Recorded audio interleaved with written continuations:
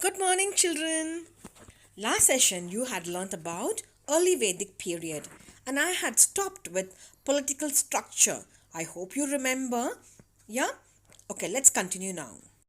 The Rig Veda provides the vivid insight of society of early Vedic period.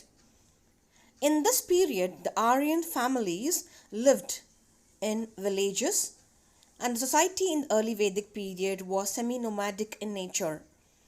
The patriarchal system was followed, with the oldest male member being the head of the family or Grihapati or Kulapati.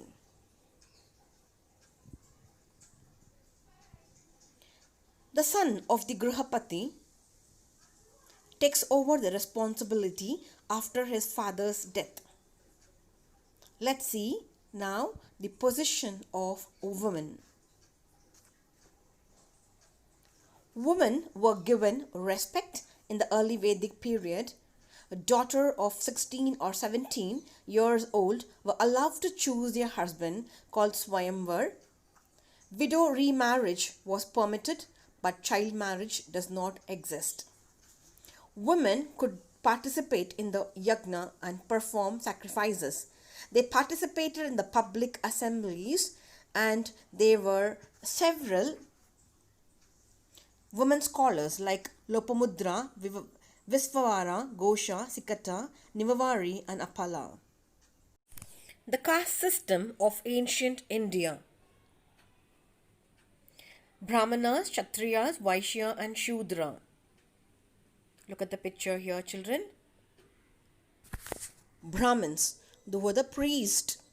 The second level, Kshatriyas, the kings, rulers, and warriors. Vaishyas, the merchants, craftsmen, landowners, and skilled workers. Next level is Sudras, farm workers, unskilled workers, and servants.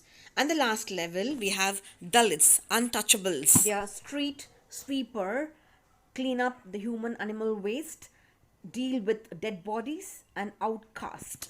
Is it clear to you? Economic life. Pastoral life, cow, was a mark of wealth. Agriculture, farmers had knowledge of seasons. Artisans, craftspeople, chariot makers, weavers, leather workers, potters, and metal workers. Self-sufficient tribe. Education. Subjects learnt Vedas, Puranas, grammar, mathematics, ethics, logic, military science. Gargi and Maitreyi were the two women teachers who were considered to be the gifted and completely respected. Next, let's see the food, dress, and ornaments. Yawa or barley, the food of the Aryans. Rice was consumed later. Milk and milk products were consumed. And during festivals and ceremonies, soma and intoxicated drinks were served. Dress. They wore navy, dhoti,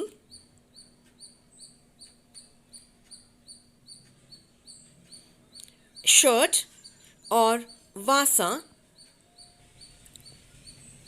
loose overgarment or adivasa. Men wore turban and had long hair. Sadhus wore deer skin. And both men and women wore jewelry. Entertainment.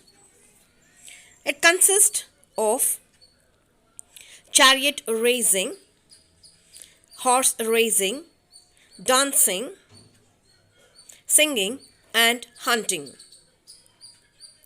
The people participated in the competitive sports, festivals, and gambling. They played musical instruments such as drums, flute, mridang, and lute. Gods of Aryans in the Vedic civilization. During the Vedic civilization, almost all the important gods were male, only few of them were female. The most important god was Indra, the god of rain and thunder, Agni, the god of fire, and it occupied The second position, Varuna,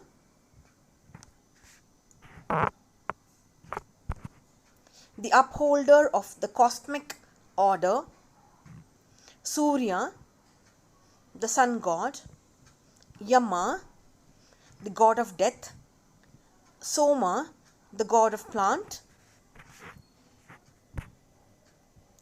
Usha, the goddess of dawn, Aditi, mother of Surya,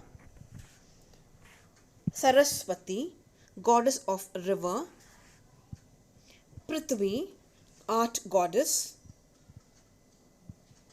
Aryani, forest goddess, Gandharva, divine musician, Marut, strong spirit,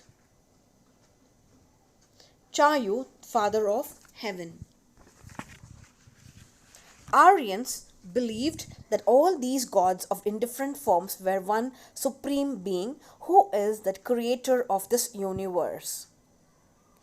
Different types of chanting and sacrifices are very important in their religious life.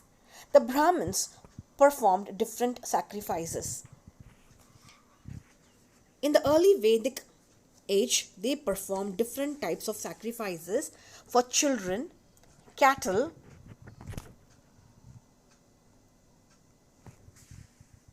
wealth,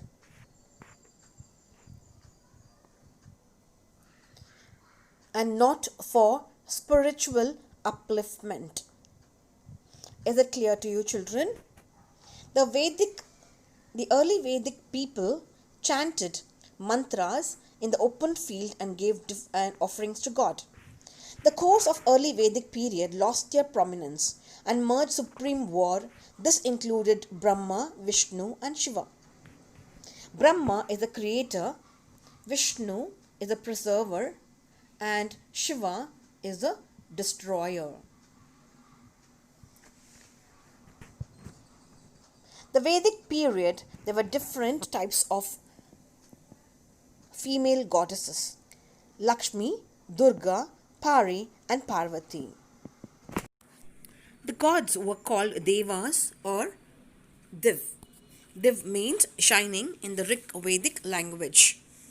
When we look closely, we realize that the Vedic gods are precisely that: the bright, glorious, shining, and it was brighter, pleasant aspect of nature, like the bright sky, the blushing dawn, the rising sun, of glowing fire, the sun, the moon, the wind, the twilight, the cloud, the water, and the heaven, the earth and dawn, that created the deepest impression on the primitive minds of Aryans and called songs of gratitude, praise, and worship. There are 33 devas in Vedic Hinduism, and 24 of these are personification of phenomena of nature. Vastu Shastra. It is a vast and ancient science of living. The word Vastu is not equivalent of the word architect. The architecture is a science art of profession of designing and constructing building, and much more than that. Vastu Shastra, the edifice science of the Bhavan Sthaptya Kala, which means the science of building based on the applied aspects of Atharva Veda.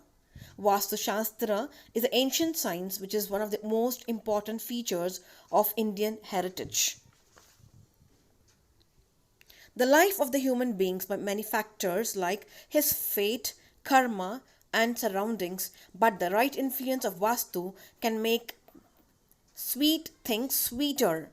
Example, if the construction of the house is not according to Vastu, then the thinking and action of the people is not going to be peaceful. Did you understand, children, the meaning of Vastu? Vastu Shastra, it combines the 5 different elements: air, water, fire,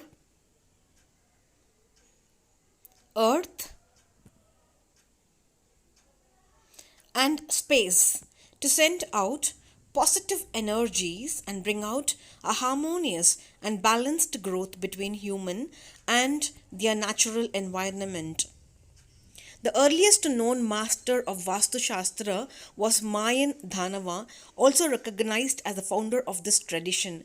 These days, designers and architects are increasingly using Vastu Shastra for a healthy and a prosperous life. Vastu Shastra is the oldest known architectural treatise in the world today. Look at Maya Dhana. He was described in Mahabharata, refers to be an architect, astrologer, an engineer, but a demon by birth.